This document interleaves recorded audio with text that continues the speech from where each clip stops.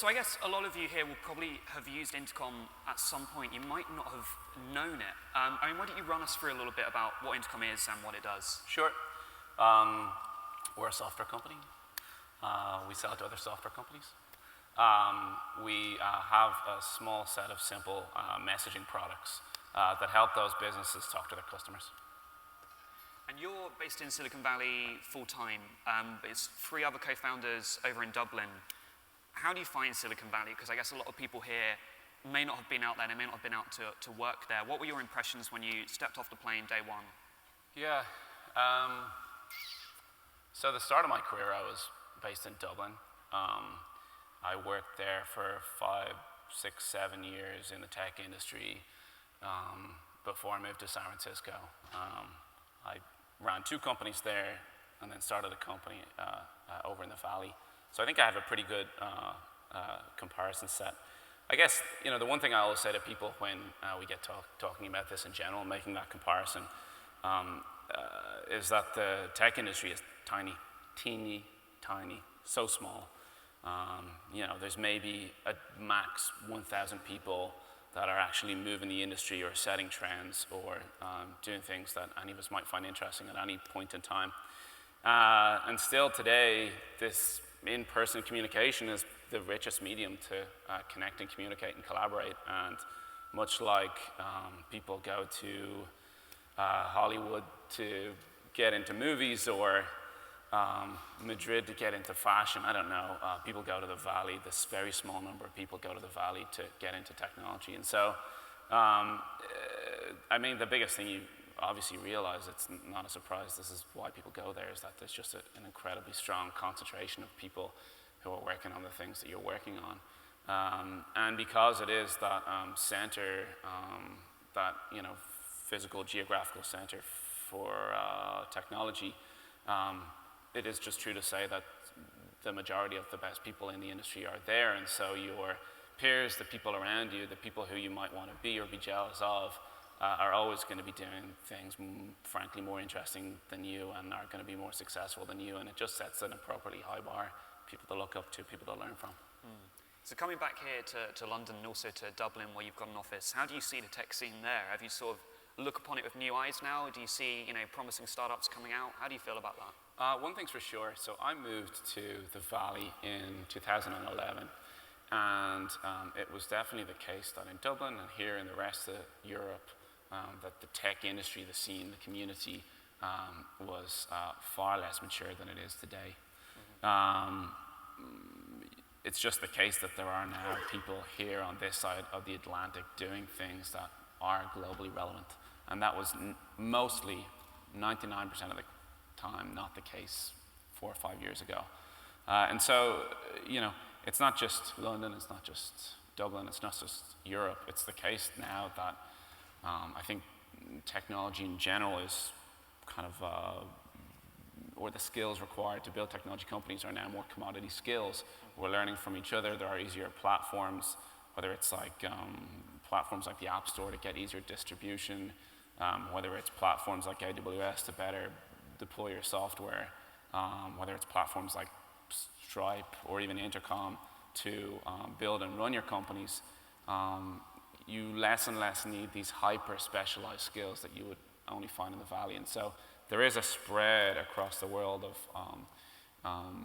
very early stage new types of technology companies. It is interesting to see these different places focus on different areas or niches. Like, for example, New York seems to focus on a lot of media or some finance things backed up by technology as opposed to like pure technology companies themselves. But there has been a marked change in the last 5 years. I guess one thing a lot of people talk about in Europe, and a lot of governments talk about it here, is trying to build a Silicon Valley in Europe. Do you think that's possible, or do you think we should be aiming for something quite different? It depends what on earth that phrase means. If it means a ton of folks from whom you might want to learn and connect with and partner with, you'll find that in many places around the world. It will still concentrate in cities for as long as virtual reality isn't as rich as this connection right here. It will still concentrate around cities, but you'll find it all around the world. Yeah. Interesting. So you've raised money from US VCs, right? Right. How do you find raising money to be different in the US than in Dublin? Again, it's just the idea that there are a very small specialized set of skills. Going back to the, silly film analogy, I just think it's going to be really, really hard to find people who are experts at certain types of movie production in fucking Cork or London, even though that's definitely changing. There are just a very small number of people who really participate in this industry. And if you're willing to buy the idea that there are maybe only 1,000 movers and shakers in tech, and there is maybe a tenth of that number of, firms who, really know what they are doing, venture firms who time and time again have shown fund after fund that they actually have more than luck on their side, and they've been able to bet on winning funds and firms. They don't exist here. They don't exist in Dublin. They don't exist in Cork. They don't exist all over Europe. There's a fucking tiny amount of them, and they're there. So venture capital as an asset class, people will pretty easily say it's just kind of a failed asset class. There are very, very few firms who have been successful there. And if you wanted to pick the 20 top most successful venture firms, the vast majority of them are all in the Bay Area. So that tells you something. Does successful equate to value for the entrepreneur? If we're going to measure the success of these firms by their returns, is that good for me? I think typically the people who are most successful bet on the best people, and so have a network of great people and can open that up to you. They've probably also been exposed to greatness in a bunch of different ways, such that they could impart some degree of knowledge or help. Plus, they've also seen the types of deals and relationships and terms that have led to situations that have allowed companies to be successful. And what I'm getting at is, it's just true to say, it's a matter of fact that the standard set of terms that you might start your negotiation with venture firms here or in Dublin or in the rest of the world versus in the Valley are typically more onerous. The more progressive, successful firms know how to give the like successful Valley companies a degree of space and freedom that you don't find in the rest of the place. And you need that freedom to play and experiment and have a little room to change later on. And so that's why Valley VCs and VC is such a, there's a lot of like gossip and infighting. It's a competitive type of an industry, but that's why the Valley firms would, almost look down on firms outside of the Valley, or look down on companies who've raised outside of the Valley, because a lot of these deals, or the terms in these deals, again, are a little more onerous, hurt the company a little more, restrict the company a little more. So these are the differences. Again, technology is tiny, VC is teeny tiny. VC in general is fail, and the amount of successful VCs is this amount, and 90-something% of them are in the Valley. And then typically the successful venture firms know how to give companies a little bit of freedom to be successful. That doesn't mean that you can't be successful anywhere, or build a successful VC firm anywhere, or build a wonderful company raising money from people who aren't even VCs. These are all just degrees of probability and difficulty. So one thing that does exist in Cork is Apple in a big way, which has a big facility there. As a startup with offices in Dublin, how do you benefit from these big US tech giants coming to Ireland? Nice segue. I don't know that we do. I think Cork was the first by a long shot. I think that they came there in like the late 70s or early 80s. So they don't exactly play in the tech industry. But what's really interesting is that as tech companies have over time set up their European or EMEA headquarters in Dublin, whether it's Dropbox or Airbnb or LinkedIn or Facebook or Google or any of these companies, but even a lot of the smaller and earlier ones, as they set up their EMEA headquarters in Dublin, they typically tend to do so to have access to the EU, a European base, a country in which the people speak English and there's a culture that's familiar, and last but not least, and this might be top of the list, a significant tax break or tax benefits. But they will often bring more commodity type roles initially, and they've done that historically. You still need management for those roles, and you still need management that understands how international, if not value-based companies work. And so then they'll bring management over to Dublin from a range of different places or train people in Dublin. Over time, then when they have a base humming and ticking, they have offices and infrastructure, they know how to hire and pay employees in that place, Dublin.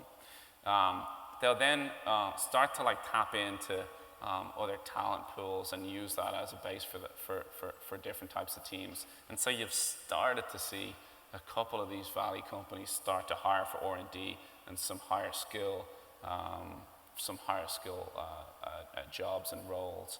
And then over time, as you then have a number of these companies with cultures that are international and value-oriented, with management that knows how these tech companies run, now with higher skilled talent that's fit into the inner workings of these companies, you have a pool from which these companies might want to hire from each other, or new indigenous companies might want to hire from for themselves.